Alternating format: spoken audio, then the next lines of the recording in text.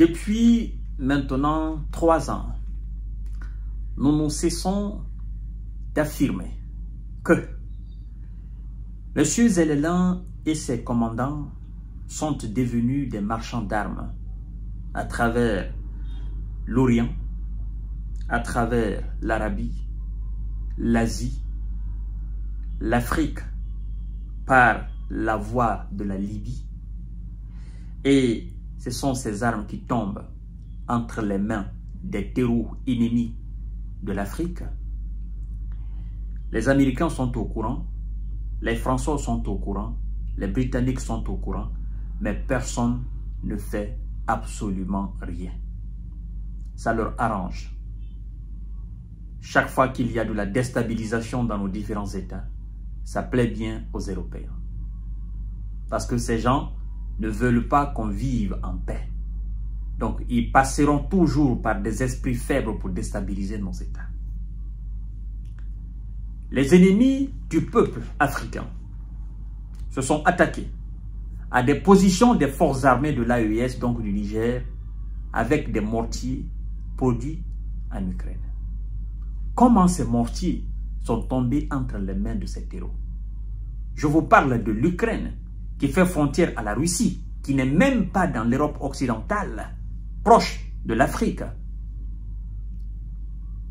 Et l'Afrique, il y a donc des milliers de kilomètres entre le pays qu'on appelle l'Ukraine et le Sahel. Comment ça s'est passé? Alors, là-dessus, il y a des sources militaires. Les sources militaires mettent à découvert les détails sur l'utilisation de l'armement ukrainien contre les forces armées du Sahel, les forces armées de l'AES, donc du Niger. Les terreaux, moi je ne vais même pas les coller maintenant de nom islamistes ou non. Moi je les appelle tout simplement des terreaux, des criminels, ont pour une première fois utilisé les mortiers, n'est-ce pas, ukrainiens pour attaquer des positions des forces armées du pays, du Niger. L'information qui parvient des sources militaires du Niger démontre que des armements, n'est-ce pas, livrés par l'Ukraine sont tombés dans les mains des rebelles par voie d'itinéraire délicat de contrebande. Cette information met en question le contrôle de l'exportation d'armements et renforce les inquiétudes sur la sécurité de la région du Sahel. L'Amérique le sait. Je vais encore vous rafraîchir la mémoire. Il y a un représentant du Pentagone qui a déclaré, je crois d'ailleurs qu'il y a aussi un sénateur, qui ont déclaré ouvertement que l'Amérique forme des terreaux. L'Amérique arme des terreaux. L'Amérique paye des terreaux à travers leur programme d'aide qu'ils ont suspendu la fois dernière quand M. Donald Trump est venu. Comme on appelle d'ailleurs cette aide-là, je ne sais pas si c'est USAID, quelque chose comme ça là. Et donc, j'ai moi-même animé une émission là-dessus. Et vous avez vu dans la bataille de Tezawatine, au nord du Mali, il y a eu des commandos ukrainiens, des éléments, des agents de service de renseignement ukrainiens qui se sont mis au service avec des armes des rebelles du nord du Mali.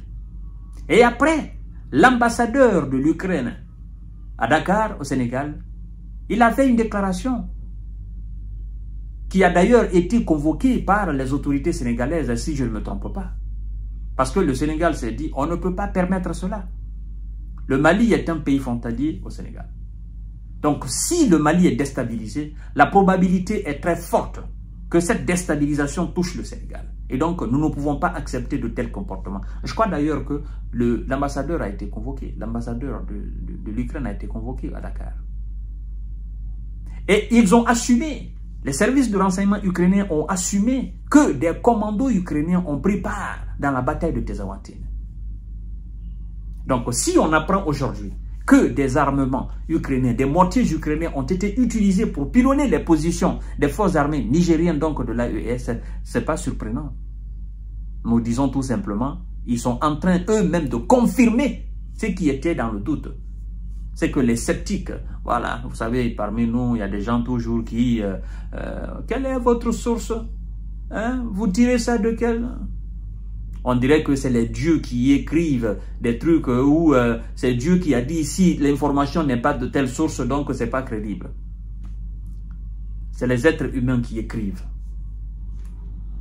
Donc pour certains, si une information n'est pas donnée par France 24, RFI ou LCI ou je ne sais quand encore, ce n'est pas une information crédible.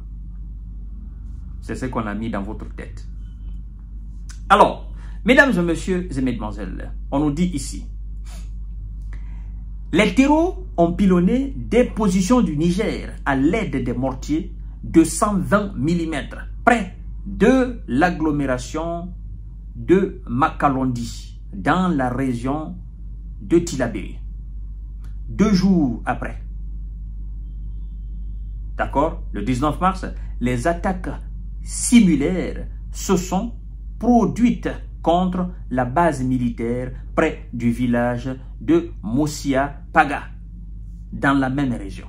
Ces attaques deviennent un premier exemple quand les terreaux utilisent des mortiers ukrainiens contre les soldats nigériens, ce qui fait preuve de leur importante montée en puissance, selon les données des sources militaires. Il y a eu des victimes parmi les militaires et des dégâts importants aux infrastructures suite au pilonnage.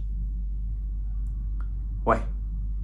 Et là, les médias dont certains font confiance là, avec des sources crédibles là, ces médias ne parlent pas, ils ne parlent pas de ça. Est-ce que vous avez entendu cela de la bouche de ces médias, les France 24, les RFI, les LCI, les BFM TV et tant d'autres encore, pour ne citer que, est-ce que vous les avez entendus parler de ça?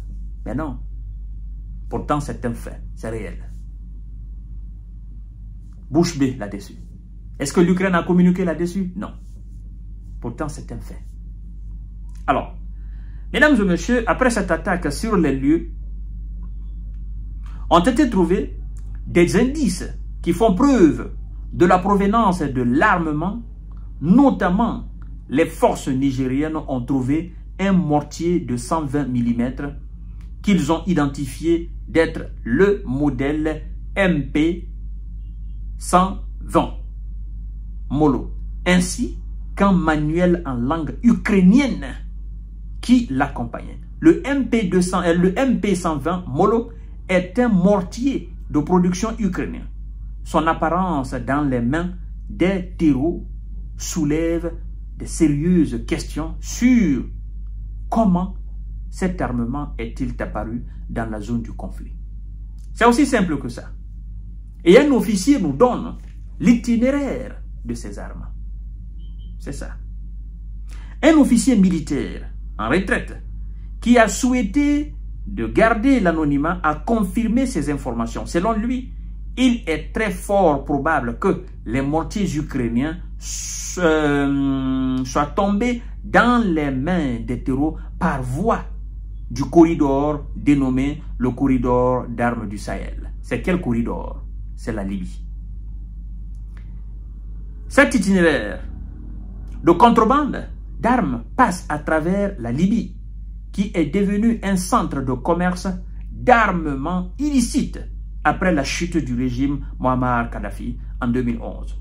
Il est supposé que les mortiers soient venus en Libye à partir de l'Ukraine, possiblement à travers des intermédiaires et étaient ensuite transportés au sud, n'est-ce pas, pour le Niger.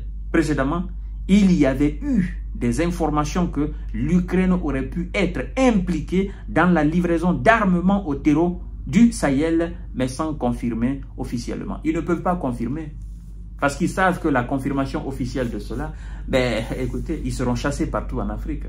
Mais nous avons déjà des preuves de cela. Oui. Les Américains donnent des armes aux Ukrainiens. Les Ukrainiens vendent des armes à des terreaux au Moyen-Orient. Ils vendent des terreaux en Afrique. Alors, dans de telles conditions, quand je dis souvent qu'ils tirent profit de cette situation, il y en a qui pensent que je suis en train tout simplement de blablater. Non, ça fait énormément d'argent. Ça fait entrer énormément d'argent. puisque les sommes faramineuses qui sont souvent débloquées par les Américains, vous savez que les 90% ou les 80% de ces sommes restent aussi aux États-Unis au niveau du complexe militaro-industriel, c'est-à-dire que l'Amérique donne peu de liquide aux Ukrainiens. Et qu'est-ce que les Ukrainiens ils font? Quand l'Amérique donne souvent des armes, les Ukrainiens les vendent. Ils vendent des munitions, ils vendent des armes à des terreaux, et ça fait entrer de l'argent dans la caisse. Dans la caisse de M. Zelensky et ses potes. C'est ça la réalité, mesdames et messieurs. Donc, nos autorités de l'AES doivent prendre des positions plus que draconiennes pour remédier rapidement à cette situation-là. Vous imaginez? Des terreaux qui ont maintenant des drones, des terreaux qui ont maintenant des mortiers. Eh oui, bientôt, ils auront des avions, c'est ça. Hein? Des terreaux qui ont maintenant des armes lourdes sur la main. Ça vient d'où? On ne fabrique pas cela au Niger. On ne fabrique pas cela en Libye, encore moins au Mali ou au Burkina Faso. C'est ailleurs. Donc, voilà là où nous sommes aujourd'hui. On déstabilise la Libye et maintenant on passe par l'Ukraine pour donner des armes à des terreaux en Afrique pour s'attaquer à nos différents États pour les déstabiliser parce que nous disons non à l'impérialiste. Serrons la ceinture. Ces gens-là, ils veulent nous voir tomber dans le trou, ce trou noir-là. Et puis maintenant, ils s'asseyent en disant, ben voilà, nous avions dit par le passé que sans nous, ces pays-là n'existeraient pas. Mais cela n'arrivera pas. S'il plaît au Seigneur des armées, le maître des créateurs.